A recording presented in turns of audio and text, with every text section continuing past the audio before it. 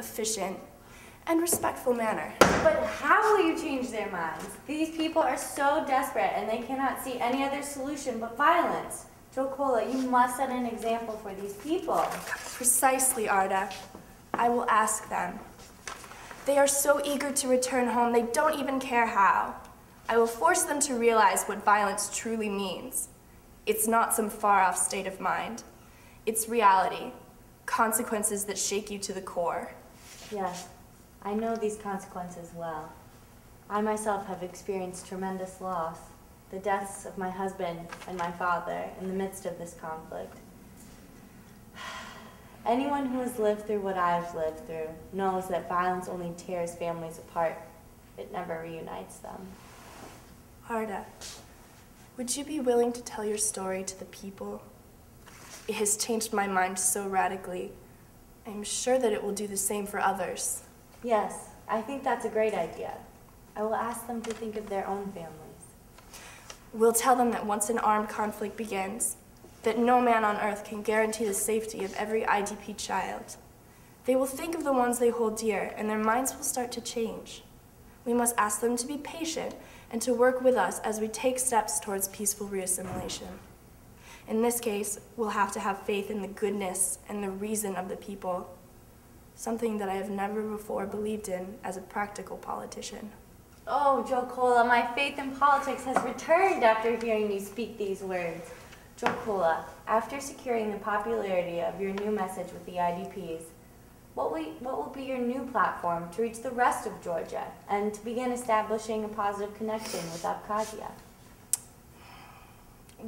We will show all parties how they can benefit from cooperation, each of them.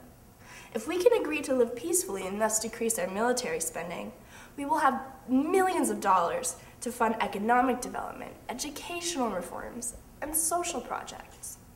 Together, the combined innovation of Georgia and Abkhazia will catapult us onto the global radar. We will gain a voice in the global community, our people will be wealthier, our resources will increase, and our children will be better educated. No one can argue with that. Oh, you are so ambitious, my dear Jokola. What exactly will you do with this newfound support? Arda, we are getting $4.5 billion from the World Bank and other organizations. Even a small portion of that could be used in peace-building endeavors, and that would be sufficient. No one could begrudge us a few $1 million out of such a sum. It would be a drop in the bucket. Very doable. What do you think I should do with this money? I have some ideas, but I need to know what you think with your incredible perspective. There's been so much tension and strife in our country. The children are growing up way too fast.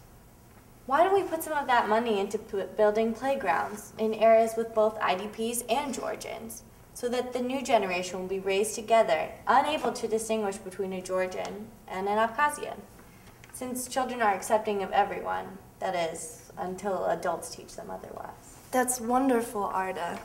And perhaps we can divert some funds into an educational reform to promote the teaching of the Abkhaz language in public schools. That way, children will come to appreciate the Abkhaz culture at a point in their lives before they learn to discriminate. That's great. And with the creation of new economic policies, we can further ensure that the children can live in a society that they're proud of. No child will be lacking basic necessities. Yes, I have a plan for that as well. We can fund the once plentiful citrus orchards and return the beauty of nature to our country, as well as increasing our international economic standing. Next, we can support the tea plantations and hydroelectric power plants. By diverting money from military spending, we can provide so much for our country and for our people. You have done so well, Jokola. Now come, let's eat.